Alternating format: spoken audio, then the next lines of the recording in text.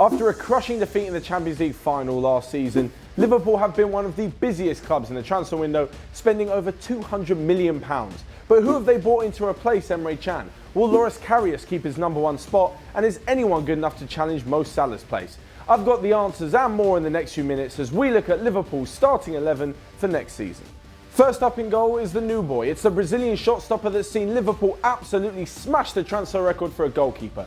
Coming in at around £66.8 million, it's Alisson. Now, there's not really much surprise that Jurgen Klopp felt the need to look for a new goalkeeper after he watched the previous incumbent Karius completely destroy his team's hopes of lifting the Champions League with 2 dreadful errors in the final. But finding the right keeper isn't always as easy as it seems. If they're that good, they're already playing at a good club, which means that you need to pay big to draw them away from a rival. And that's exactly what Klopp did.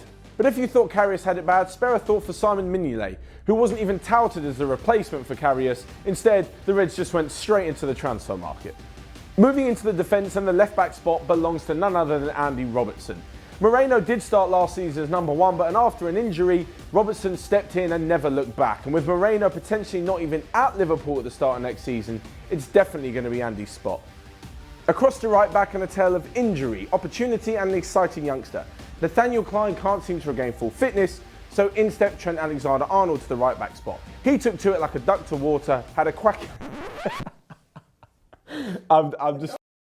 Yeah, it's not even funny. He took to it like a duck to water, had a quacking season and definitely fits the bill. Okay, we're keeping that in there. In the heart of the defence, we have the self-proclaimed best player in the world alongside someone who, in my opinion, was a bit too expensive for a January signing. Now, if you're going to ask a Liverpool fan whether Virgil van Dijk is worth £75 million, they'd probably say yes after his debut goal against arch-rivals Everton. However, if he's worth £75 million, how much is Dejan Lovren worth, as he's a World Cup runner-up and apparently one of the best defenders in the world? I don't really know. All I do know is they'll definitely be the starting pair for Liverpool next season. Jean Matip has some good moments but isn't quite quality enough, and whilst youngster Joe Gomez is promising, he needs more minutes and much more learning in training before he's the finished article. Now, moving into midfield, in the defensive midfield role, there is a rather large Emre Can-shaped hole left after he left Liverpool for Juventus. So Klopp went out and filled it in the shape of Fabinho. The Brazilian moves from Monaco after a reported move to United broke down last season. So not only is this a one-upmanship on United, it's also a pretty good signing. James Milner could have filled in this role, but given his age and versatility, he's more likely to be kept on the bench to fill in wherever need be, rather than be a player for the future. The 2 centre midfielders in this side really pick themselves. Now, no offence to Alex Oxlade-Chamberlain and Adam Lallana, who are often injured, but there's no way that Jurgen Klopp isn't going to be starting his captain alongside his new midfield maestro. Now, Oxlade-Chamberlain definitely is a class player, but in terms of action, box-to-box, energetic midfield play, it has to be Naby Keita. The RB Leipzig signing comes in and plays alongside the captain, Jordan Henderson. Say what you want about Henderson, but after his critics that he's had, he's definitely come through a better player. He's Liverpool captain and had a pretty decent summer for England in the World Cup. And although he's got great passing, he's not the best attacking player like Adam Lallana. But Liverpool don't really need him to attack because they have an excellent front 3 who can do that for him. And my God, do they do it well.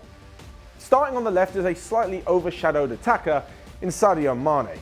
Now, he was the real deal when he moved from Southampton 2 years ago. However, due to the form of a certain Egyptian player last season, everything he does is slightly overlooked, and quite unfairly.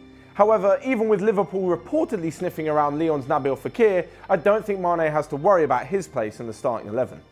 Moving across the front 3 and into the centre of attack, where we have a player whose teeth are so bright, the defenders are never going to be able to see him. Roberto Firmino. Even if the likes of Sturridge and Origi were fit, they still wouldn't take his place in the team, as on his day, Firmino can be an absolute world beater. As for Danny Sturridge, I don't know what it is, but he really annoys me. It'd be like playing FIFA where you can only run or shoot. The guy doesn't pass, cross, header, nothing. He just hopes he gets fouled or he's there for the tap-ins. A real waste of talent at Liverpool. So Sturridge ran over and we come to the jewel in Liverpool's crown. The king of Anfield. The player with the most goals scored in a 38-game season. It's Mo Salah. The guy is absolutely adored at Anfield, and to be honest, the only person who won't be completely obsessing over him is new signing Xherdan Shaqiri, as the better Mo Salah plays, the less minutes Shaqiri will get in the team. Still, you can't blame Jurgen Klopp for looking to his key man to fire the Reds to glory this season, so I'm sure Shaqiri will be 100% behind him, literally. So there we have it, my potential Liverpool 11 for next season. Personally, I think they could challenge Man City for the title. However, the defence is always going to be a big question mark. What do you guys think though? Let me know in the comments below about any players you would have had in or out and where Liverpool really can finish this season. Until next time, I'll see you later.